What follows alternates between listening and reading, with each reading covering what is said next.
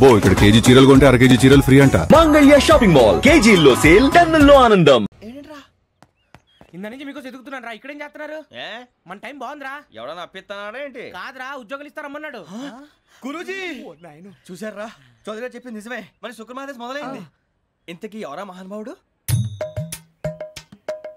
నమస్కారం. అయినా నేను చెప్పింది. ఆహా, సాక్షాత్ ఎంప్లాయ్మెంట్ ఎక్స్చేంజ్ నడుచుకుంటూ వస్తున్నట్టు ఉంది. పదండి పట్టేద్దాం. నమస్కారం సార్. నమస్తే. వీలే సార్ మా ఫ్రెండ్స్. నమస్తే. నేను చెప్పానుగా భగవాన్ గారు. ఆహా, పేరులోనే దేవుడు ఉన్నాడు. లోపల కూడా పాజిటివ్ థింకింగ్ ఎక్కువ. ఇంతకీ మీరు ఇండియానా చైనీసా? India sir. మా ఫేస్ చూస్తారు అనిపించలేదు మీకు? భలే కామెడీ ఫీల్ ఉన్నాడు. అవును సార్. నేను అడిగేది ఇండియన్ రెస్టారెంటా చైనీస్ రెస్టారెంటా అని.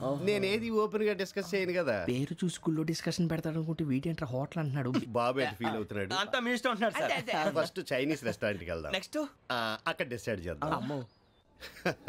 చాలా ఇబ్బంది పడుతున్నట్టున్నారు. నువ్వు చేత్తో తినే బాబు.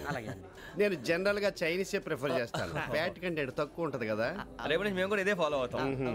ఎంతకీ మీకు స్టీల్ ప్లాంటా, షిప్ యార్డా, ఏషియాడా, జింక, బంకా? బంకా, హెచ్పిసిఎల్. ఇవన్నీ దేనికి సార్? దేనికేంటి? ఉద్యోగం చేయడానికి. మీకు ఎందులో కావాలో చెప్పండి. నేను అమలపోతున్నారా? ఏంటయ్యా డిస్కషన్స్? మాకు నీ ఛాయిస్లు ఉంటాయి అనుకోలేదు. మీరు సడన్ గా జింకు బంకు అంటే సింక్ అవడానికి కొంచెం టైం పట్టింది. అదే అదే జేసీ గారు టోబీలు పెట్టుకుని ఉద్యోగం అన్నారుగా.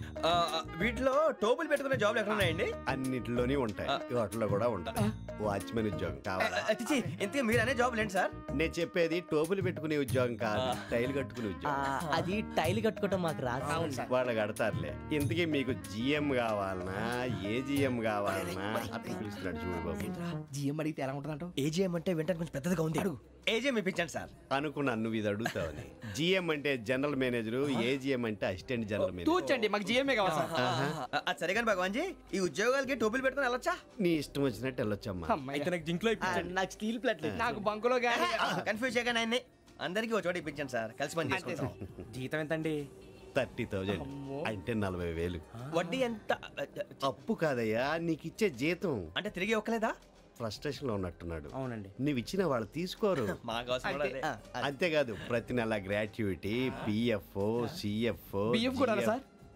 ఏ నువ్వు యాక్ట్ చేస్తావా? భగవాన్ జీ, మీరు ఇదంతా ఎందుకు చేస్తున్నారు? ఊరికే మాత్రం కాదు, నేను మంచోడని చెప్పి నా కారు పెట్రోల్ లేకుండా వెళ్తుందా? వెళ్దాం. నేను ఇచ్చుకోవాల్సినవి ఉంటాయి కదా. ఇలా చూడు, అందుకని ఉద్యోగానికి వాళ్ళ ఆకారం తీసుకుంటా.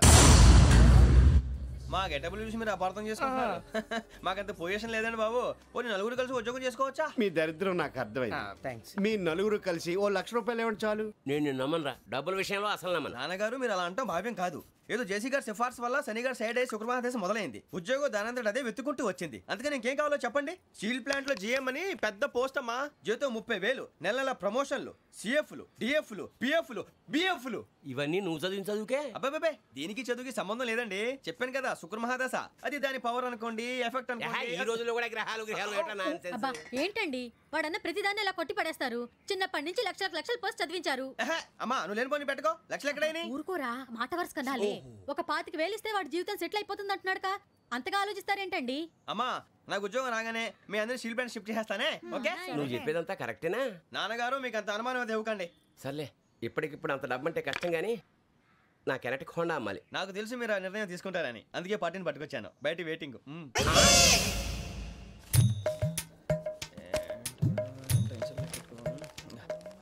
ఇవ్వండి. భగవాన్ జీ, మీతో నాకు కుదరదండి. మీరు తేడా మనుషుల్లా ఉన్నారు. చూడటానికి అలా కనపడతాం కానీ తేడా మనుషులు కాదండి. ఇది ఎంతో లెక్క పెట్టండి. 5,000 తగ్గిందండి. ఆ విషయం నాకు ముందు చెప్పాలి కదా. ఇది తేడాతనం కదా. సర్దుబాటు కాక జరిగిన పొరపాటు. మా దరిద్రం మీకు తెలియదు కాదు. మీ ప్రాబ్లమ్స్ నాకు అనవసరం అండి. ఇప్పటికే మీ మూలంగా 3 లక్షలు బొక్క తెలుసా. మీరు ఫేస్ అంత చిరాగ్గా పెట్టకండి. రే ఆ గొలుసు ఎవరా? తొందరగా ఎవరా, ఆయన కోపం వస్తుంది. ఇదిగో తీసుకోండి. తీసుకోండి సార్ ప్లీజ్. భగవాన్ గారు మీ కోపం తగ్గిందా? కోపం కాదు వెంకటేశ్వరరావు గారు, ఎందుకో మోసాన్ని భరించలేను. అది నా బలహీనత. ఇవన్నీ వదిలేయండి, ఇంకోసారి పొరపాటు జరగదు. మేము ఎప్పుడు జాయిన్ అవ్వాలో చెప్పండి, కొత్త బట్టలు కొనుక్కోవాలి. మీరు ఆ పనిలో ఉండండి. పొద్దున్నే గుడికి వెళ్ళి 9:30 కల్లా, మొన్న వచ్చారే ఆ ఆఫీస్కి వచ్చేయండి. మీ అపాయింట్మెంట్ ఆర్డర్స్ రెడీగా ఉంటాయి. 8:30కి వచ్చేస్తాం. మీరు వచ్చిన వాళ్ళ తలుపులు తీరు. మీ కంగారు నేను అర్థం చేసుకోగలను. ఇంతకాలం పని లేక స్తంభించిపోయిన మీ జీవితాలు ఇక నుంచి వేగం పుంజుకుంటాయి. ఆయన ఉన్నారా? ఎవరు? భగవాన్ గారు. మీరెవరు? ఆయన క్లోజ్ ఫ్రెండ్స్. సరే లోపల రండి. పదా సార్ వీళ్ళు భగవాన్ క్లోజ్ ఫ్రెండ్స్ అంటారు. సరే నువ్వు వెళ్ళి నేను మాట్లాడతా. సార్ మీరంతా భగవాన్ స్నేహితులా? అవును, అలాంటి స్నేహితులు ఉన్నందుకు గర్వపడుతున్నాం. సరే ఏంటి సంగతి? ఏముంది, మా అపాయింట్మెంట్ ఆర్డర్ చేస్తే పట్టుకులు చేరిపోతాం. ఈ రోజు గురు పౌర్ణమి, మంచి రోజు. అపాయింట్మెంట్ ఆర్డర్ ఏంటి? మీకు అందాల్సి నీకు అందనట్లేదు. ఏంటది? ఏంటంటావేంటి? ఒక్కోడు 25,000 ఇచ్చాం. భగవాన్ గారి హెల్పింగ్ నేచర్ కాబట్టి తక్కువ రేటుకి ఒప్పుకున్నాడు. ఇంతకీ ఇది ఏ ఆఫీసో మీకు తెలుసా? తెలుసుకోవాల్సిన అవసరం మాకు లేదు, కానీ చెప్పాల్సిన అవసరం మాకుంది. యాంటీ కరప్షన్ బ్యూరో అంటే అవినీతి నిరోధక శాఖ. లంచం తీసుకోవటమే కాదు, ఇవ్వటం కూడా నేరం. మీ భగవాన్ గారు ఒక 420. మా బాబుకి ఎన్ని తిట్లు వచ్చిన విషయం నిన్నే తెలిసింది నాకు. ఇంతవరకు మా బాబు నా ఒట్టుమే చేయలేదని మీ అందరితో గర్వంగా చెప్పుకునేవాడిని. First time man handling record దొబ్బింది. తక్కువే నా గోల్ చెలుగు లాగేస్తున్నాడు. అరే కోపడకండి రా, వాడు ఇక్కడే దొరుకుతాడని మా ఫ్రెండ్ చెప్పాడు. తొక్క దొరుకుతాడు. జింక్ లో కావాలనా, బంక్ లో కావాలనా, స్టీల్ ప్లాంట్ లో కావాలనా, షిప్ యార్డ్ లో కావాలనా? అంటే ఎక్కడ పడితే అక్కడ ఇప్పిస్తారా సార్? ఎక్కడ పడితే అక్కడ, ఎలా కావాలంటే అలా చేసుకుందాం, ఇబ్బంది ఏమీ లేదు. ఆపరేషన్ లో కావాలనా? అవి గేమ్స్ కదా సార్. ఆ స్పోర్ట్స్ కోటా లేవయ్యా. ఏమైంది సార్? ఉద్యోగాలు ఇప్పించమని ఎంట పడుతున్నారు. నువ్వు టచ్ లో ఫోన్ చేయ.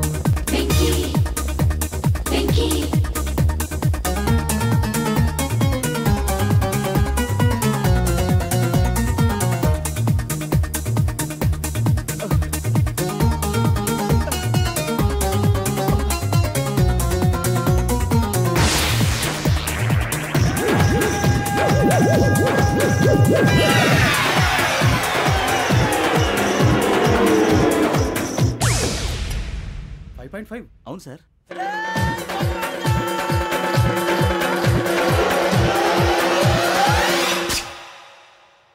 గ్రేట్.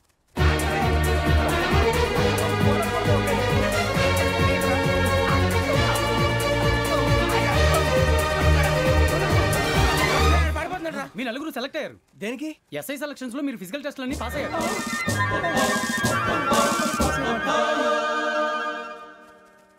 కానీ మేము అప్లై చేయలేదు సార్. అప్లై చేయలేదా? చేయి వదలకండి సార్, కాలు పట్టుకోవాల్సి వస్తుంది. రాగరాకు వచ్చిన అవకాశం. సరే, మీరంతా డిగ్రీలు పాస్ అయ్యారా? ఎప్పుడో. ఓకే, ఇప్పుడు అప్లై చేయండి. Thank you sir. నేను మేనేజ్ చేస్తాను. Thank you sir. మీరు రిటర్న్ టెస్ట్ ప్రిపేర్ అవ్వండి. అలాగే సార్. All the best. రేయ్, ఈ పరీక్షల్లో సమాధానాలని ఏబిసిడ్యూల్లోనే ఉంటాయి. ప్రతి ప్రశ్నకి 4 ఏదో ఒకటి కరెక్ట్ ఆన్సర్. ఏది కరెక్టో మనకు తెలియదు కదరా. నీకు ఏబిసిడ్యూల్ తెలుసు కదా? తెలుసు. అయితే కళ్ళు మూసుకుని 4 ఏదో ఒకటి రాసుకుంటూ పోతాం. మన అదృష్టం బాగుండి అవి కరెక్ట్ అయితే పాస్ అయిపోతాం. ఎస్ఎల్ కూడా అయిపోతాం. వారిని ఏబిసిడీలు వస్తే అసైల్ అయిపోతాం అని తెలిస్తే నాన్న కష్టాలు పడి డిగ్రీలు చేసేవాళ్ళం కాదు కదరా. రెడీ, స్టార్ట్ చేద్దాం. నీ ఇష్టదేమో ఆంజనేయ స్వామి. వేసుకో. నీ ఇష్ట పొలిటీషియన్ వాజ్పేయి. ఏబిసిడీలో రావాలి, నేషనల్ లెవెల్లో కాదు, స్టేట్ లెవెల్లో 7. స్టేట్ అయితే చంద్రబాబు నాయుడు. సిఎస్కో. నీకు ఇష్టం క్రికెటర్ ఎవర్రా? Mister dependable. ఆడేవడరా? ఓ నీ క్రికెట్ లో విజ్ఞాన ప్రదర్శనలో ద్రావిడు. డిఎస్కో. వేసావా? నీకు ఇష్టమైన నటుడు? బాలకృష్ణ. సమర్సింహారెడ్డిలో డీటెయిల్స్ వద్దు, బిఎస్కో. అయిపోయిందిరా, అందరూ దీన్నే ఫాలో అవ్వాలి. రాత్రికి ఏబిసిడీలు బాగా బట్టి పట్టండి. అందరూ ఏవే ఆన్సర్లు రాయాలి. మునిగితే అందరూ కలిసే మునుగుదాం. అయినా గురువారం పాటు గురుమేట్ల మీద కూర్చొని రాసింది ఖచ్చితంగా జరుగుతుందని జేసీ గారు చెప్పారు.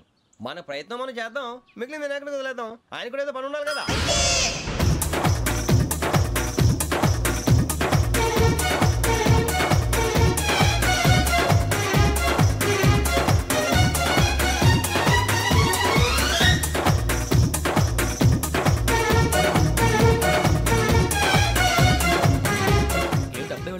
మేము దేవుడిని నమ్ముకున్నాం, అందుకే ఫాస్ట్. వాళ్ళు నమ్ముకున్నారు, అందుకే లేట్. అర్థం కాలే.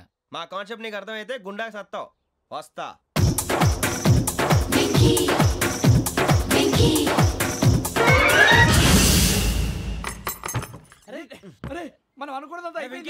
ఉందంటే జరిగిపోయిందిరా.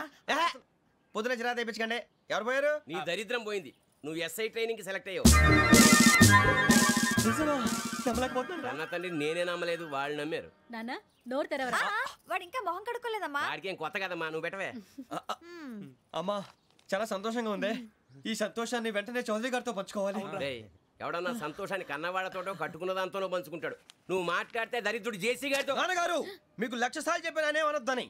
నేను ఈ రోజు పొజిషన్కి వచ్చానంటే ఆయనే కారణం. జగదాంబ చౌదరి గారు అంటే దైవాంశ సంభూతుడు. అయితే వెళ్ళి అదే వెళ్ళి ఆయన కాళ్ళమివ్వడు. మీరు మామూలు మనుషులు కాదు స్వామి. టోపీలు పెట్టుకుని ఉద్యోగాలు వస్తాయన్నారు, అలాగే జరిగింది. ఏబిసిడీలు వస్తే చాలన్నారు, చివరికి వాటిలతోనే ఉద్యోగాలు తెచ్చుకున్నాం. ఇందులో నాదేముంది? మీ గ్రహాల మూమెంట్ అలా ఉంది. అలా అనకండి, ఆ గ్రహాలు అలా మూవ్ అయ్యేలా చేసింది మీరే. వెంకీ, ఈ ప్రయాణంలో నీకు ఇంకో ప్రయోజనం కూడా ఉందయ్యా. వీళ్ళందరూ ట్రైన్ యాక్సిడెంట్ లో పోతారా స్వామి? కాదయ్యా, ఈ ప్రయాణంలో నీకు అందాల రాశితో పరిచయం ఏర్పడుతుంది. ఆ పరిచయం ప్రణయంగా మారి వివాహానికి దారితీస్తుంది. స్వామి మాకు పొజిషన్ లేదని ఊళ్ళో లేడీస్ అందరూ చాలా చీప్ గా చూస్తున్నారు. ఎలారా బాబు అనుకున్నాను. చల్లటి వార్త చెప్పారు. మరి మాకు నీకింకా కొంతకాలం బ్రహ్మచర్యం తప్పదు. వీళ్ళకి ఇప్పుడు అప్పుడే తొందరగా ఉందిలేండి. మేము బయలుదేరుతాం స్వామి. మిక్సెల్ టచ్ లో ఉంటాం. శుభం. మరి బుచ్చిగా ఏట్రా సులోచన మొత్తం అమ్మాయిలే, ఇది ఎక్కుదాం. ఎందుకైనా మంచిది ఫోన్ ఇరా. అవుట్ గోయింగ్ చేద్దానట్రా మా నాన్న. హలో, ఇప్పుడు మేము స్టేషన్కి వచ్చామండి. ఏ బోగి ఎక్కితే బాగుంటుందో మిమ్మల్ని మాట్లాడుదామని. ఈరోజు బుధవారం పంచమి, అంటే మకరం నుంచి గురుడు సింహానికి జంప్ అవుతున్నాడు. ఏదైనా ఆడ్ నెంబర్ బోగిలో కూర్చోండి. ఆడ నంబరా? నంబర్లో ఆడ బాగా ఉంటాయి గురూజీ. ఆడ నెంబర్ కాదయ్యా, ఆడ్ నెంబర్, బేసి సంఖ్య. అర్థమైంది. కాపర్ కానీ గురూజీ, ఇక్కడ 4లోనే 7లోనే ఛాన్స్ ఉంది. 7 ఎలాగో సెడ్ నంబర్ కదా, ఇక 4 ఎక్కేస్తాం. 7 అంటే బేసి సంఖ్యే కదా వెంకీ. తెలుసు, సేఫ్టీకి అడిగాను. ఇంతకీ ఏ సైడ్ కూర్చుంటే మంచిదంటారు? నీ రాశి రీత్యా ఈశాన్యంలో కూర్చుంటే బెస్ట్. ఒరేయ్ గురూజీ దెక్కొద్దన్నారు, పదండి.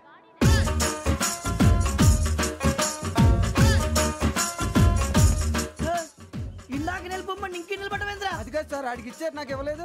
ఆడి ఫేస్ నాకు నచ్చింది, నీ ఫేస్ నాకు నచ్చింది. Nagaraju sir please. నమస్కారం నాగరాజు గారు. నమస్తే. నేను నీకు తెలుసా? తెలుసా? భలే వార్ సార్. నిప్పు నాగరాజ్ అంటే గోదావరి ఎక్స్ప్రెస్ గడగలు దాడిపోతుంది చెట్ట పేరుంది. మంచి పేరుంది. ఇదే ఆయన.